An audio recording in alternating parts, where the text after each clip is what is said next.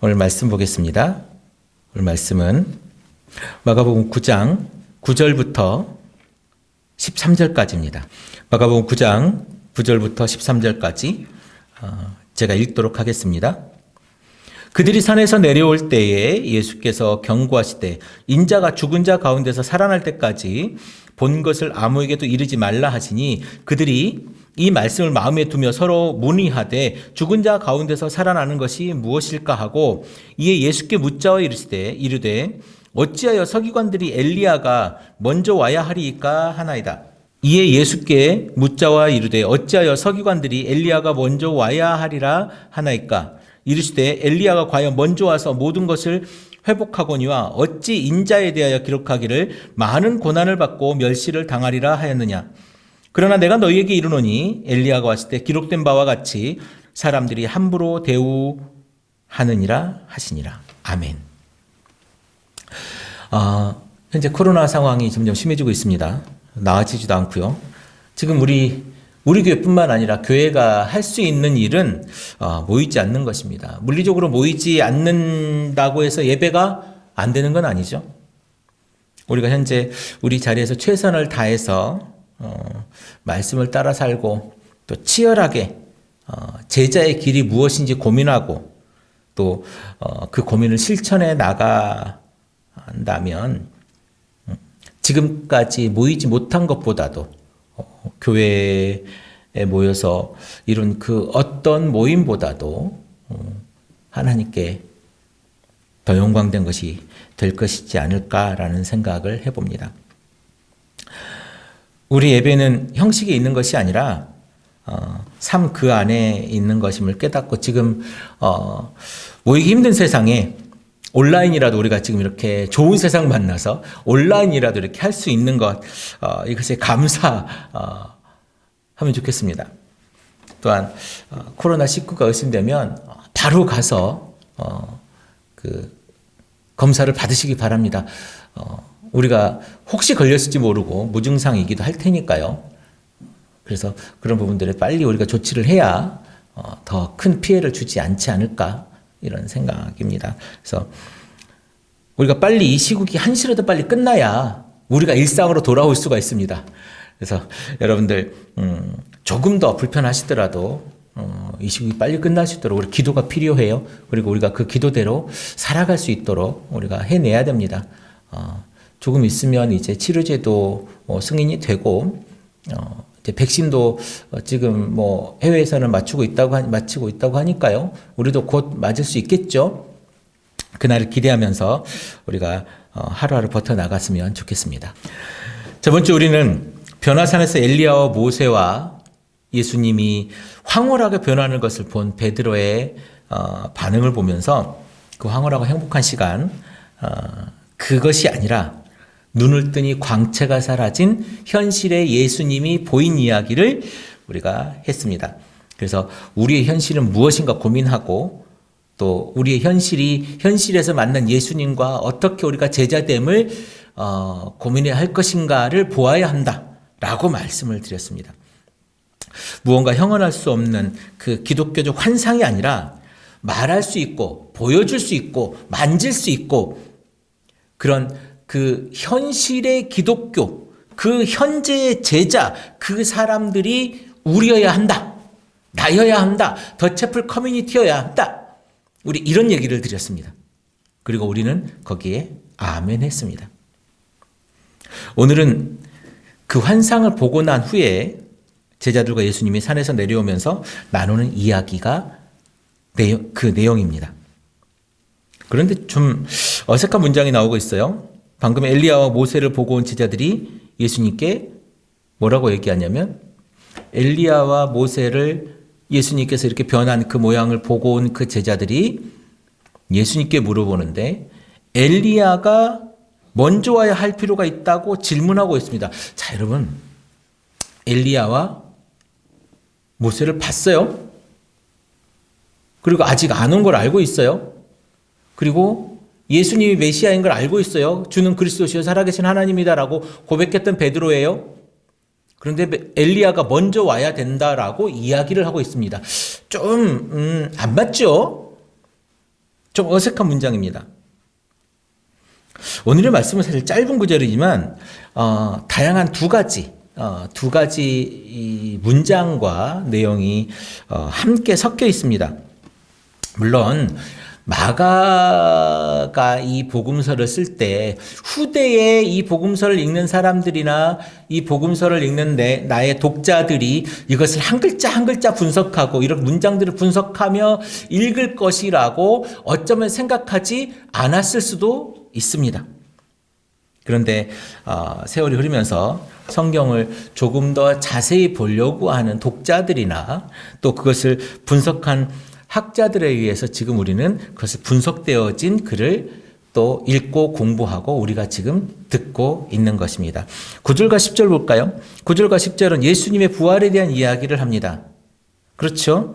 11절과 13절은 예수님과 엘리야에 대한 이야기를 하고 있어요. 전혀 생뚱맞고 상관없는 이야기들이 돼 있는 것 같지만 예수님과 엘리야가 어색하지만 연결되는 고리가 있다고 저번 주에 우리가 말씀을 나눴습니다. 여러분 기억하시는지 모르겠습니다만은 엘리야가 하늘로 올라가는 장면과 예수님의 승천과 또 재림과 이런 것들이 같이 엮여 있다라고 말씀을 나누었습니다.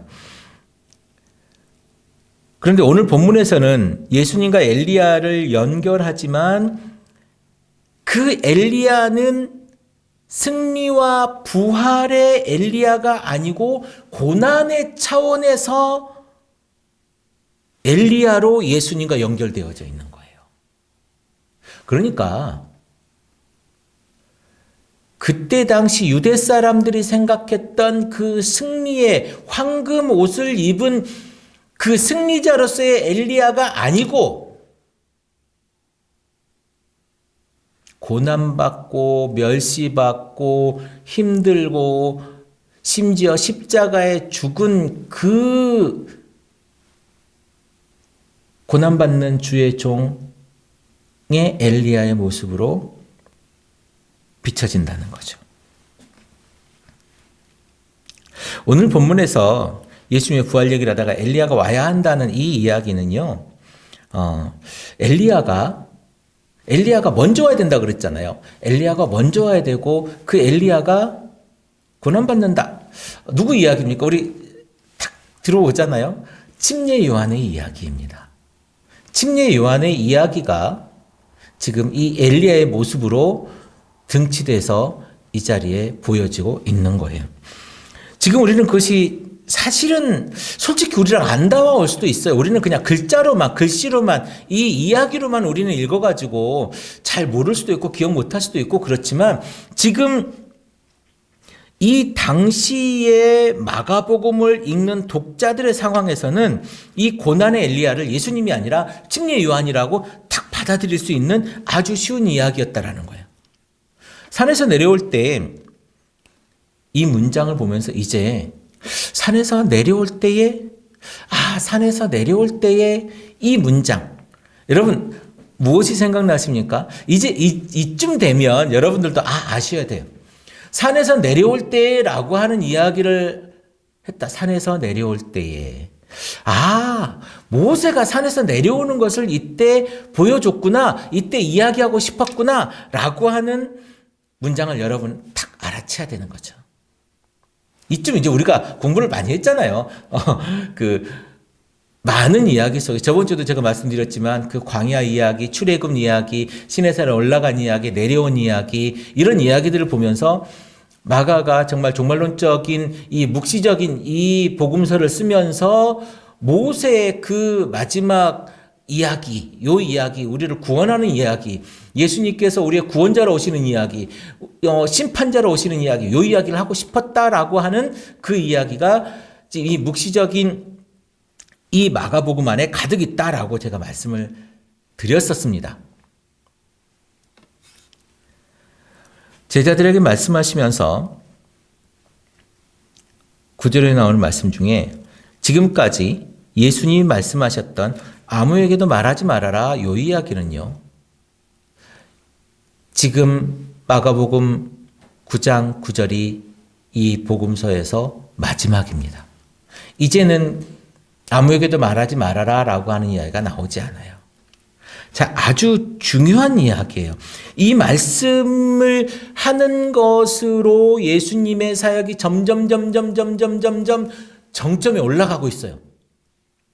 그리고 이제 부활에 대한 이야기. 여러분, 그전에는 부활에 대한 이야기를 하지 않았습니다. 잘.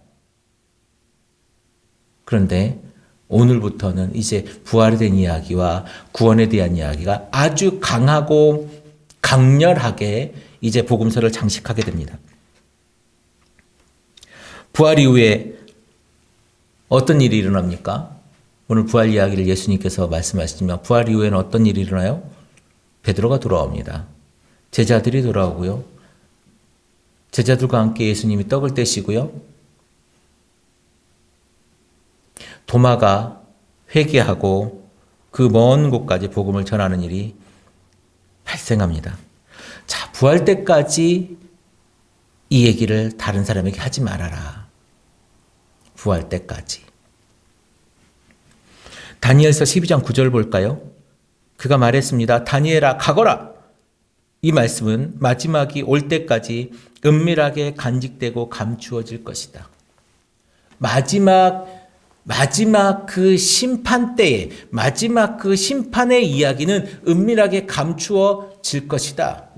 예수님이 부활하시기 전까지 이 이야기는 감추어질 것이다. 왜? 말해도 모르기 때문에. 여러분, 이 부활에 대한 이야기, 이 부활에 대한 이야기는요. 지금 우리야 우리가 믿는 예수님의 부활을 우리가 알잖아요. 우리는 알고 있어. 우리는 경험했어. 우리가 직접 경험한 건 아니지만 우리가 간접으로 지금 성경을 통해서 우리가 경험했어요. 그런데 유대인들에게는요, 이 한 사람에 대한 부활 이야기가 없어요. 우리는 예수님이 부활하신 거 알지. 우리는 예수님이 부활하신 걸 알아요. 그런데 그때 당시 유대인들에게는 특히 누굽니까?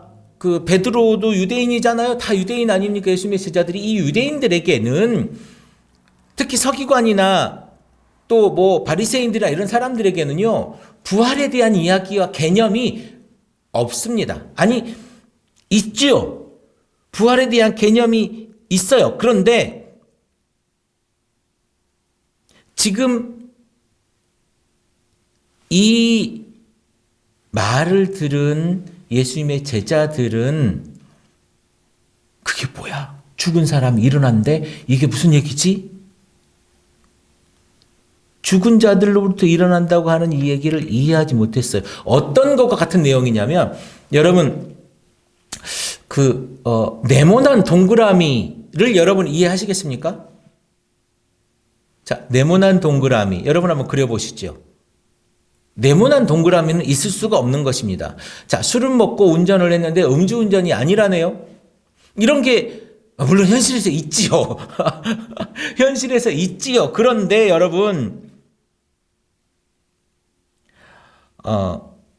우리가 지금 네모난 동그라미를 이해하지 못하는 것처럼, 말이 안 된다고 생각하는 것처럼, 그때만 해도 부활에 대해서는 사람들이 잘 개념을 크게 갖지 않았어요. 왜냐하면 한 번도 경험해보지 못한 이야기거든요. 다니엘서 12장 2절 볼까요? 그리고 땅속 티끌 가운데에서 잠자는 사람 가운데서도 많은 사람이 깨어날 것이다. 그들 가운데서 어떤 사람은 영원한 생명을 얻을 것이며 또 어떤 사람은 수치와 함께 영원히 모욕을 받을 것이다. 여러분, 다니엘서는 묵시적 성격이 굉장히 강한 묵시 문학입니다. 종말에 대한 이야기가 그대로 있지 않습니까? 잠자는 사람 가운데서도 많은 사람이 깨어날 것이고 그들 가운데 어떠한 사람은 영원한 생명을 얻을 것이고 어떤 사람은 수치와 함께 영원히 모욕을 받을 것이래요. 다니엘서 보면 요한계시록과 같은 이런 묵시 이야기가 굉장히 강합니다. 미가엘 천사가 나와서 심판하는 장면이 나오죠. 그때 땅속, 그러니까 유대인들이 생각했던 죽으면 땅속으로 들어가는 것, 그 수올이라고 제가 말씀을 드렸습니다. 죽으면 땅속으로 들어간다는 거예요. 근데 거기에서 많은 사람들이 일어날 거라는 겁니다. 이것을 알고 있었겠죠. 그런데 오늘 제자들은 성경에 있음에도 불구하고 그 말이 무슨 말인지 물어보고 있습니다. 무슨 이야기입니까? 지금껏 사고하고 생각해오고 배운 대로 지금 행동하고 있다는 거예요. 여러분, 우리들의 신앙생활은 어떻습니까? 내가 지금껏 사고하고 생각하고 배운 대로 행동하고 있는 거죠. 여러분, 신학교에 목사가 되기 위해서 아주 신앙 좋은 사람들이 신학교를 갑니다. 그래서 신학교를 졸업하고 목사가 돼요. 그런데 이 목사가 설교를 할 때 신학교에 배운 대로 설교하지 않고 신학교 가기 전에 목사한테 들은 대로 설교를 합니다. 여러분, 참 신기하죠? 그렇게 4년 동안, 때론 7년 동안 신학교에서 배우지만 신학교에서 배운 대로 설교하지 않아요. 신학교 가기 전에 들은 대로 설교를 해요. 지금껏 해온 대로 신앙생활 하잖아요. 그러면 지금껏 해온 대로 신앙생활의 수준을 유지하거나 그보다 못해질 가능성이 훨씬 높습니다. 제자들을 보십시오. 율법을 지키고 안식일을 지키고 얼마나 열심히 신앙생활을 했겠습니까? 그 사람들은요, 삶으로 율법과 토라를 지킨 사람이에요. 우리하고 비교의 차원이 안 됩니다. 그런데 그렇게 살다 보니까 새로운 율법과 하나님을 만났는데도 그들은 지금까지 그 수준을 못 벗어나고 있어요. 하나님을 만났는데, 메시아를 만났는데, 부활하실 그 예수를 만났는데 부활이 무엇인지 몰라요. 한밤중에 니고데모가 찾아옵니다. 예수님께 물어요. 어떻게 하면 영생을 얻을 수 있겠습니까? 거듭나야 한다 라고 예수님이 말씀하시죠. 어떻게 다시 어미 뱃속으로 들어갑니까? 라고 니고데모가 반문합니다. 생각을 더 할 수 없는 거예요. 예수님께서 말씀하신 그 거듭남에 대한 고민이 아니라 거듭난다, 다시 어미 뱃속으로 들어가서 다시 태어나야 된다고 하니까 그저 다시 어미 뱃속으로 들어가는 것만 생각해요. 나이 많은 이 니고데모가. 우리의 신앙이 그래요. 성경에 지금껏 배운 대로, 성경이 지금껏 목사님이 설교한 대로 그렇게만 성경을 내가 해석해 보려고 하는 생각을 한 번도 하지 못해요. 여러분, 성경을 여러분들이 해석하려고 해본 적이 있습니까? 목사님이 설교하고 성경 공부하면 그것이 전부인 줄 알았죠. 결국 우리 더채플 커뮤니티에서 바라고 가야 될 길은 뭐냐면 여러분이 성경을 읽고 여러분이 성경을 해석하고 여러분이 그 성경대로 살아내는 그 삶을 가지는 신앙인이 되는 거예요. 그것이 우리 우리 신앙의 목표예요. 우리 더채플 커뮤니티의 목표예요. 그래야 우리의 삶이 예배가 되죠. 그렇지 않습니까? 성경이 여러분 속에 살아있지 않은데 어떻게 우리가 예배가 됩니까?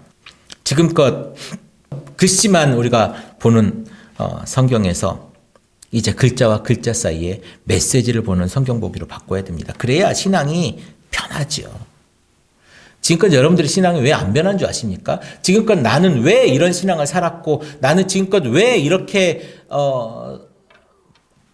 신앙생활을 했냐면 우리가 성경 보기를 제대로 안 했기 때문에 그래요. 제대로 된 성경을 보잖아요. 그러면 우리의 신앙이 바뀔 수밖에 없어요. 왜? 지금과 같은 메시지를 성경은 전하지 않기 때문에 그렇습니다.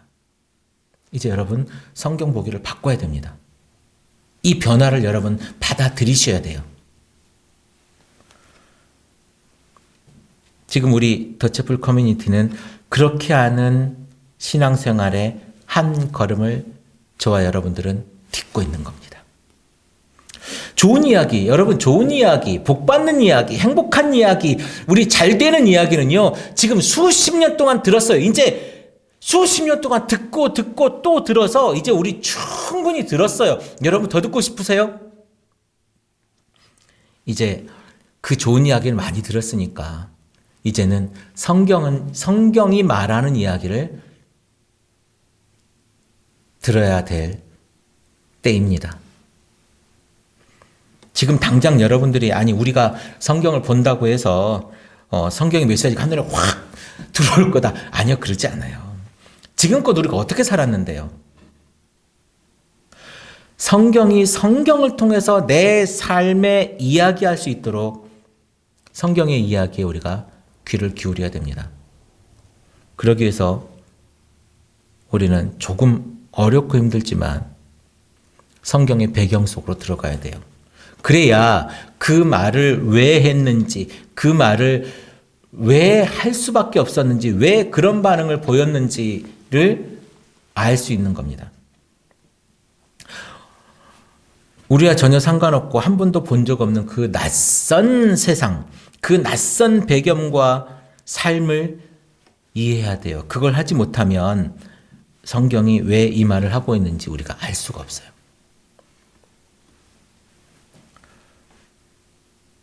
우리는 결국 예수님께서 귀 있는 자들은 들으라라고 했는데 우리가 그 배경을 알지 못하면 귀 있는 자가 될 수가 없습니다. 성경이 아무리 이야기해도 우리가 그 말씀을 듣고 이해할 수가 없습니다. 들어야 행동을 하죠. 들리지가 않아요. 보이지가 않아요. 마치 신천지가 풀이하듯 해괴한 풀이를 할 수밖에 없는 겁니다. 신천지뿐만 아니라 다른 뭐랄까 이렇게 표현하기 좀 그런데 기독교풍 사이비 이렇게 얘기해야 될까요? 그런 이유가 뭡니까? 우리가 성경을 잘 모르기 때문에 그래요. 성경을 제대로 아는 사람은 절대로 그런 데 가지 않죠. 성경을 모르니까 그렇게 풀이하는 저렇게 풀이하는가 보다 그러고 가는 거죠.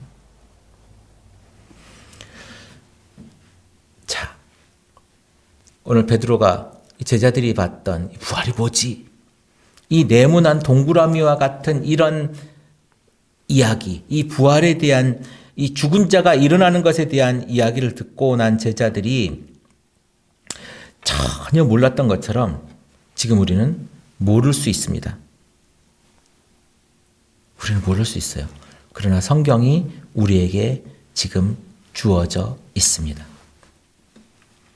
이를 잘 읽고 성경과 이야기하고 성령이 주는 지혜로 우리가 그것을 깨달아 살아가게 되기를 바랍니다.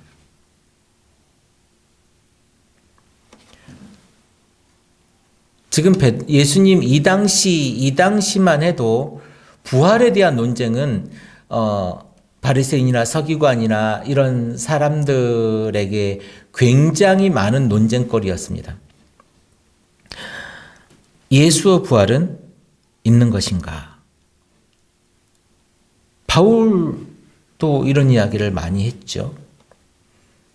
다니엘서에 나오는 일반적인 부활은 있을 거야. 다니엘서에 부활이 있죠. 그런데 예수님이라고 하는 한 사람의 부활은 존재하는가? 가능한가에 대한 끊임없는 논쟁이 있었습니다. 그러니까 부활은 있는데 다 일어날 거야. 다 그때 부활할 거야 라고 했지만 한 사람의 부활, 오직 한 사람의 부활, 예수 그리스도께서 십자가에 못 박혔다가 3일 만에 다시 살아나야 될 그 부활이 있는 것인가? 그 부활이 존재하는가? 가능한가? 사실 여러분 조금 우리가 살짝 비틀어서 기독교 이야기를 해보겠습니다. 기독교, 그리스도교, 그쵸? 그리스도를 한자로 바꾸면 기독이죠. 기독교, 그리스도교입니다. 이 그리스도교가 존재하는 것, 아니 만들어진 것, 우리가 지금 믿고 있는 것은 예수님의 탄생 때문입니까? 아니면 예수님의 십자가의 죽음 때문입니까? 아니면 예수님의 부활 때문입니까? 태어나는 것은 어디에도 있습니다. 죽는 것도 어디에도 있습니다. 물론 십자가의 죽음이라는 것이 아닌 수치를 당하고 독특한 죽음이긴 했습니다만은 그러한 죽음도 어디에나 있었어요. 아니 그때 당시에는 그 죄인들이나 여러 사람들은 십자가의 죽음이 굉장히 흔했었죠. 예수님도 누구의 아이처럼 평범하게 길러졌습니다. 예수님도 또 그렇게 죽었습니다.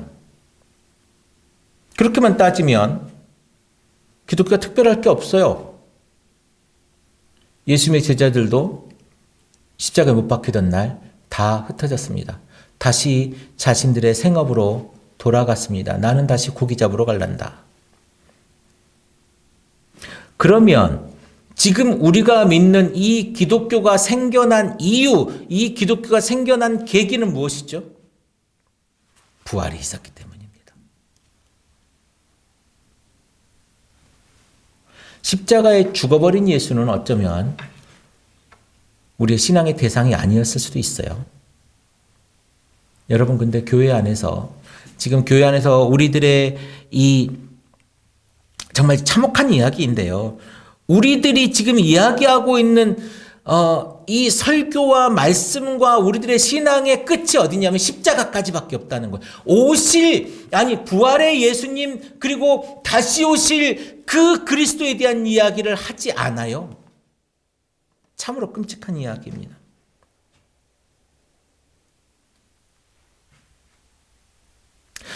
바울은 이 부활에 대해서 설명하려고 합니다.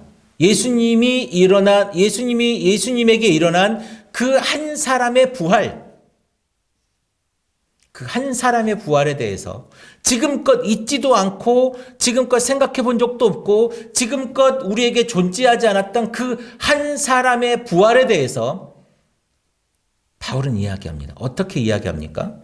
고린도전서 15장 20절부터 24절까지. 고린도전서 15장 20절부터 24절까지. 그러나 이제 그리스도께서 죽은 사람들 가운데서 살아나셔서 잠든 사람들의 첫 열매가 되셨습니다. 한 사람으로 말미암아 죽음이 들어왔으니 또 한 사람으로 말미암아 죽은 사람의 부활도 옵니다. 아담 안에서 모든 사람이 죽는 것과 같이 그리스도 안에는 모든 사람이 살아나게 될 것입니다. 그러나 각각 제 차례대로 그렇게 될 것입니다. 첫째는 첫 열매이신 그리스도요. 그 다음은 그리스도께서 재림하실 때에 그리스도께 속한 사람입니다. 그때가 마지막입니다. 그때에 그리스도께서 모든 통치와 모든 권위와 모든 권력을 폐하시고 그 나라를 하나님 아버지께 넘겨드리실 것입니다. 바울은 부활의 첫 열매가 그리스도시고 두 번째 부활은 그리스도께 속한 사람들이라고 말합니다. 예수님이 오실 때 그리스도께 속한 사람들입니다. 그런데 세 번째 부활이 있습니다. 우리는 첫 번째, 두 번째만 방금 이야기하잖아요. 데살로니가전서 4장 13절부터 17절까지 우리는 예수께서 죽으셨다가 살아나신 것을 믿습니다. 이와 같이 하나님께서 예수 안에서 잠든 사람들도 예수와 함께 데리고 오실 것입니다. 우리는 주님의 말씀으로 여러분들에게 이것을 말합니다. 주님께서 오실 때까지 살아남아 있는 우리가 이미 잠든 사람들보다 결코 앞서지 못할 것입니다. 주님께서 호령과 천사장의 소리와 하나님의 나팔 소리와 함께 친히 하늘로부터 내려오실 것이니 그리스도 안에서 죽은 사람들이 먼저 일어나고 그 다음에 살아남아 있는 우리가 그들과 함께 구름 속으로 이끌려 올라가서 공중에서 주님을 영접할 것입니다. 이리하여 우리가 항상 주님과 함께 있을 것입니다. 세 번째 부활은 그리스도께 속한 이들이 부활하고 나서 모든 사람들의 부활입니다. 바울은 지금껏 있지 않은, 지금껏 한 번도 말하지 않은 그 부활 이야기를 하고 있는 것입니다. 한 번도 경험해 보지 못했고 성경에 나와 있지 않은 이야기를 바울은 이야기하고 있는 것입니다. 첫 열매가 되신 그리스도를 말입니다.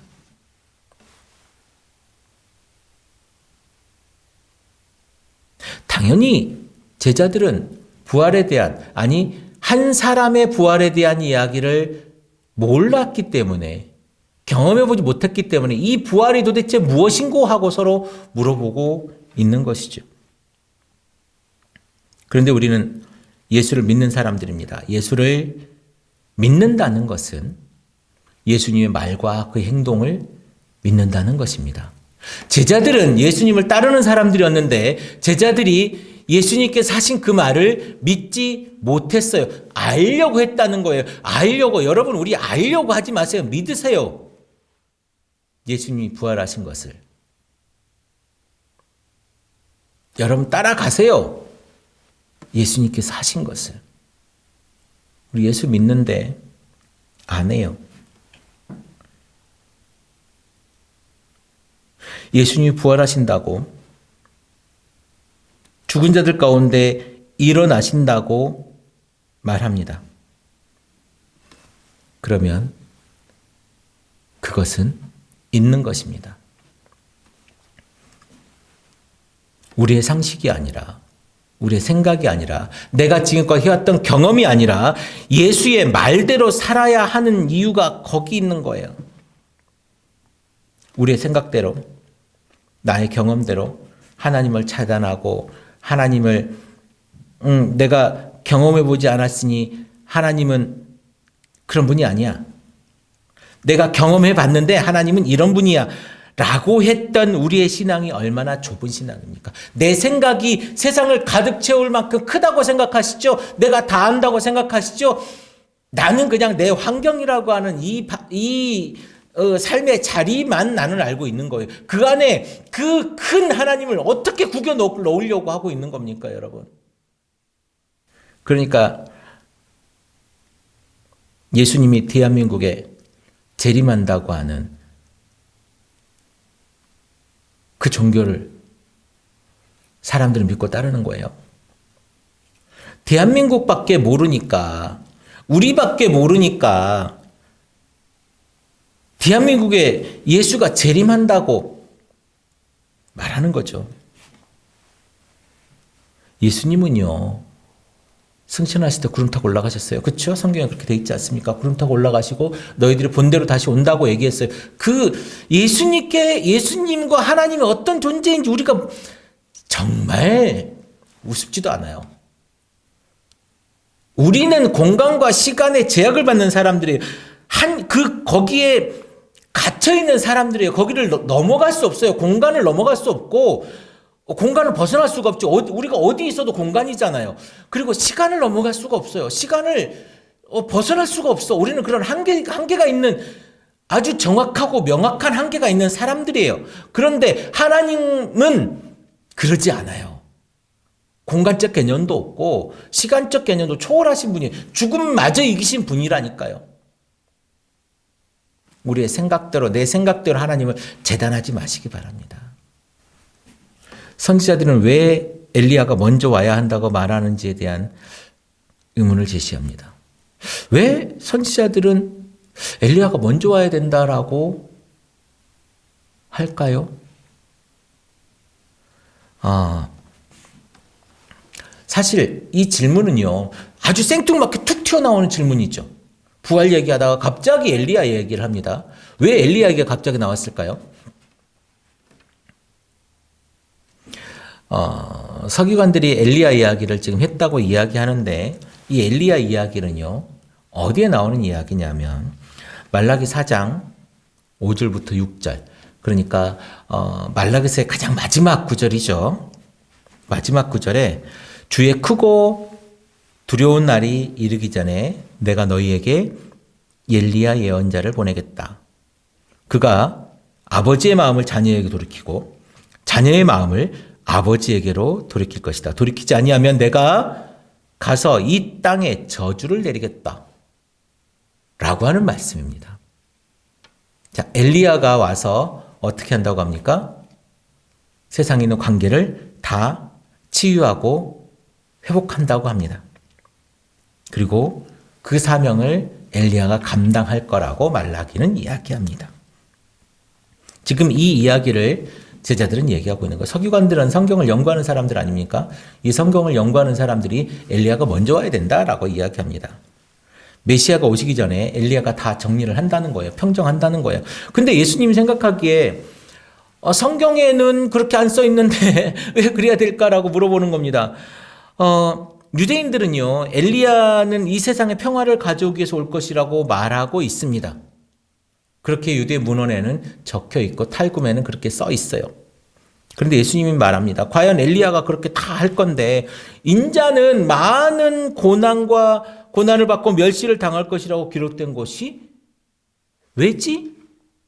왜 그렇게 기록되었을까? 라고 다시 물어보는 거예요. 엘리야가 다 하면 메시아는 그냥 오면 되지. 왜 고난받고 힘들게 죽어야 하느냐? 이 말입니다. 왜 그렇게 기록되어져 있느냐? 이 말입니다. 서기관들이 말하는 그 엘리야는 메시아입니다. 그러나 그들은 메시아를 알아보지 못했습니다. 이제 5일 후면 성탄절이네요. 며칠 남지 않았습니다. 예수님이 이 땅에 오신 이유는 우리가 마냥 기쁘고 우리가 행복하고 선물을 받고 즐겁고 향연을 누리기 위해서 오신 것이 아니라 이 땅에 자신이 고난받고 채찍에 맞고 십자가에 죽으심으로 평화를 주고 살리고 구원하기 위해 오신 겁니다. 그 메시아의 고난, 그 엘리야의 고난, 그 고난이 지금 우리에게 평화와 행복과 나음과 치유를 가져다 준 줄로 믿습니다. 그러면서 우리에게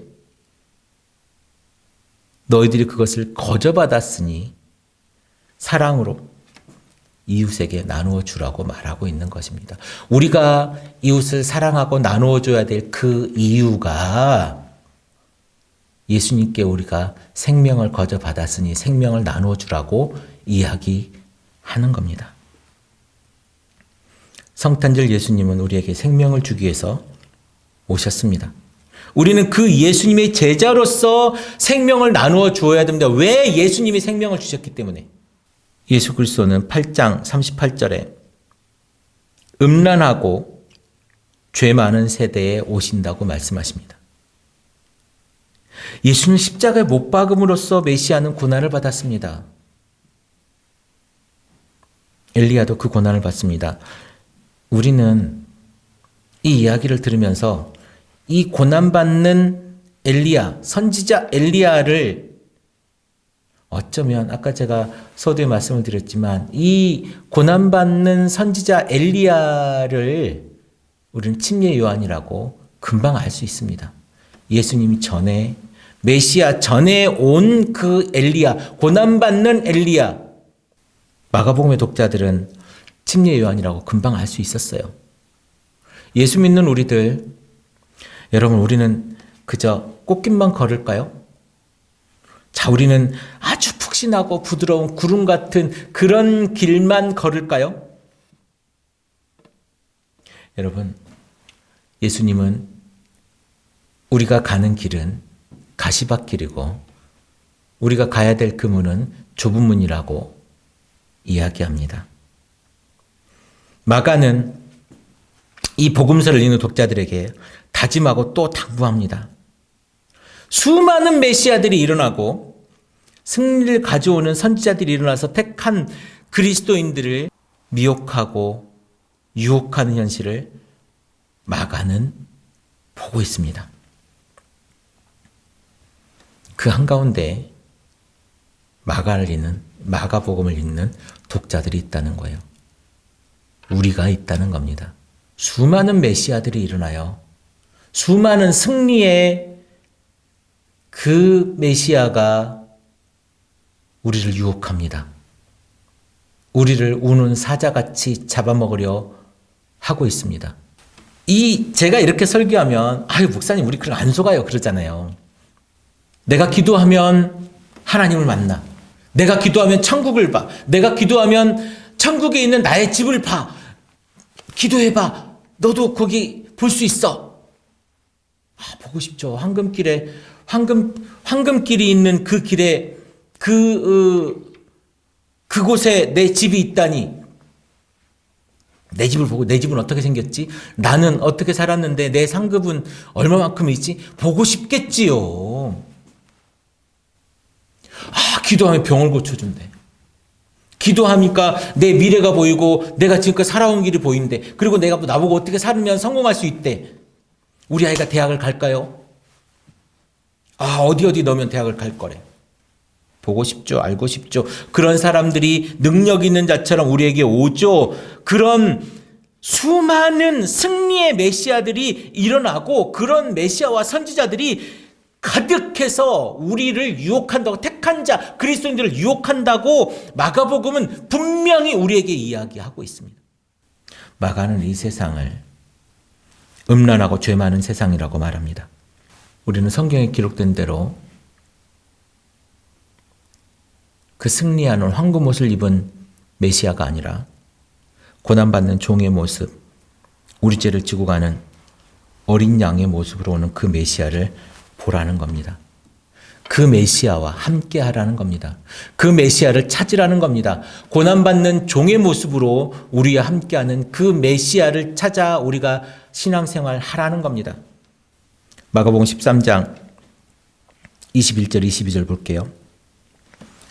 그때 누가 너희에게 보아라 그리스도가 여기 있다, 보아라 그리스도가 저기 있다 하더라도 믿지 말아라. 거짓 그리스도들과 거짓 예언자들이 일어나 표징들과 기적들을 행하여 보여서 할 수만 있으면 선택받은 사람들을 홀리게 할 것이다. 그러므로 너희는 조심하여라. 내가 이 모든 일을 너희에게 미리 말하여 둔다. 예수님이 그때 분명히 말해뒀다라는 거예요. 지금 우리에게 나타나는 이 모든 현실들을 그때에 말씀하고 계신 것입니다. 오늘 우리에게 마가는 메시아가 화려하게 황금 갑옷을 입고 힘센 그 큰 칼을 차고 오는 철갑옷의 메시아가 아니라 모두가 기대하는, 우리가 기대하는 그 황금 축복의 메시아가 아니라 아무도 모르는 메시아 같지 않은 그 연약한 어린 양 같은 십자가에서 죽은 그 메시아를 보라는 겁니다. 우리의 메시아는요, 연약하게 죽은 듯 보였습니다. 십자가에서 아무 힘없이 죽은 듯 보였습니다. 그럼에도 불구하고 그 메시아가 우리의 메시아입니다. 그 어디에도 보기 힘든 구유에서 태어났습니다. 그러나 그는 죽음마저 이기고 부활했습니다. 그러나 그는 미가엘 천사장과 함께 오실 것이며 죽은 자를 살릴 것이며 모든 죽은 자를 살릴 것이며 그들을 심판하실 것입니다. 결국 우리의 메시아는 지금은 진 것 같아서 우리들에게, 아니 사람들에게 선택받지 못하고 버림받겠지만 그날에 우리의 메시아는 승리의 주로, 심판의 주로 우리에게 올 것입니다. 이제 성탄절 우리 더 채플 커뮤니티 가족들은 대단해 보이고 하나님을 본다 하고 천국을 본다 하고 병을 고친다고 하고 하늘에서 왔다고 하고 영생한다고 하는 이들에게 현혹되지 말고, 이들에게 미혹되지 말고 세상의 그 약한 데서, 세상의 그 약한 곳을 보고, 세상의 그 힘든 곳을 보고 그곳에서 고난을 받으며 구원을 말하며 그 구원을 이루는 그 예수, 그 메시아를 따르는 그리스도인들이 되기를 소망합니다. 기도하겠습니다.